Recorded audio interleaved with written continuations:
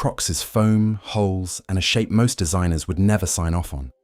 People call it one of the ugliest shoes ever made, and it still pulls in billions of dollars a year. Comedians joked about it.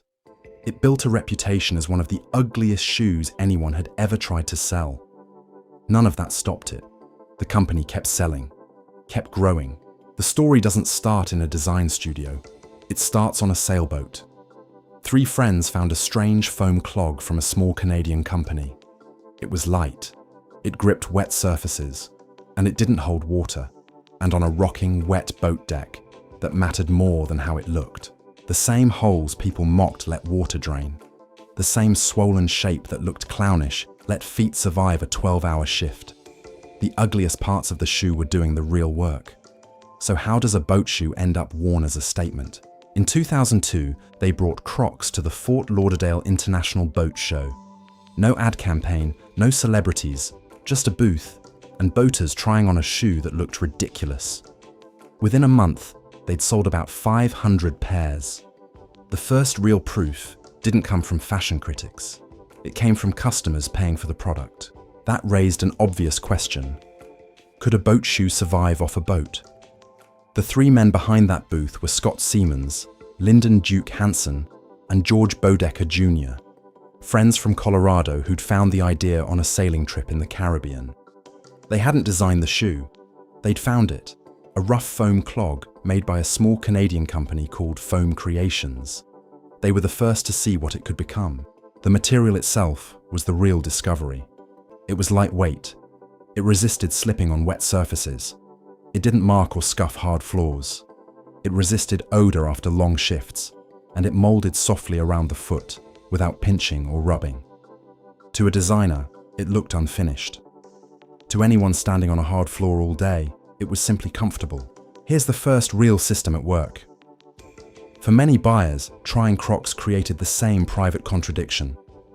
They looked down and thought, "This looks ridiculous," then took a few steps and thought, "This feels incredible."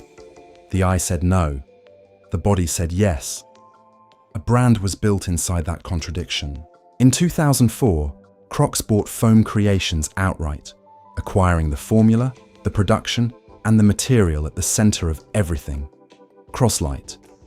It wasn't protected by a patent. It was protected as a trade secret, and that gave Crocs control of the recipe and a head start no one else had. The visible shape was easier to imitate than the material behind it. Competitors could produce foam clogs with a similar outline, and Crocs later acknowledged the pressure from imitation products. But Crocs still controlled the Croslite formula as a trade secret. The silhouette was public. The precise recipe and manufacturing knowledge were not. Long before Crocs was a fashion conversation, it was a survival tool. Nurses wore them through 12-hour shifts. Cooks wore them on slick kitchen floors. Gardeners, dock workers, dentists, tired parents, people whose feet hurt by the end of the day, who didn't care what a stranger thought about their shoes at work, and who kept coming back for another pair. But there was tension underneath the loyalty. People loved how Crocs felt. They were far less sure about being seen in them. Couples joked about it before parties. Teenagers refused to wear what their parents had on.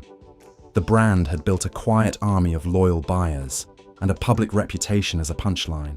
Then came a real stress test. Crocs had expanded quickly, adding manufacturing capacity while demand was still rising. Then demand slowed.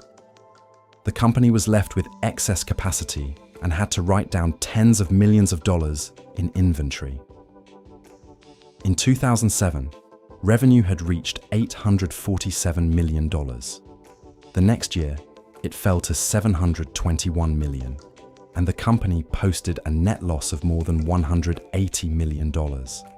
It slashed costs, shut down factories, and restructured hard to survive. For a while, Crocs looked like every other fad that gets big fast and fades just as quickly. A shoe people would eventually admit they'd only bought because everyone else had. From the outside, it looked like a fad that had peaked. Which raises the question, how does a product survive after the joke stops being new? Over time, Crocs stopped trying to escape the joke. Most brands in that position sand down the edges and make the product look normal. Crocs did the opposite. It leaned into the shape, the colors, the holes, instead of hiding them. The ugliness wasn't treated as a flaw to fix. It became the whole signal. Think about any brand that survives for decades and you'll notice the same trick.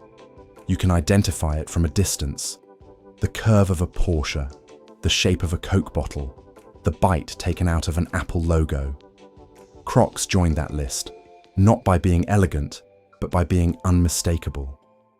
There's no logo required.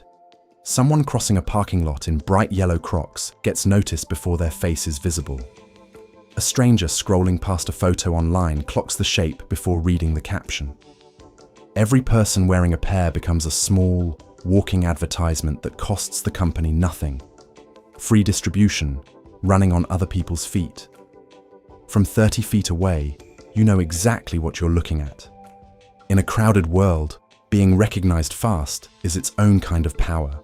In 2005, a stay-at-home mom named Sherry Schmelzer started decorating her kids' Crocs with small charms just for fun. She and her husband, Rich, filed a patent and called the charms gibbets. In 2006, Crocs bought the company outright. The same holes people once mocked had become a canvas. A teacher could clip in a tiny apple, a kid could clip in a cartoon, and two people in identical Crocs could say two completely different things about themselves. It also solved a problem no redesign could fix. The same pair could feel new months later by swapping a few charms. A kid could trade them with a friend at school.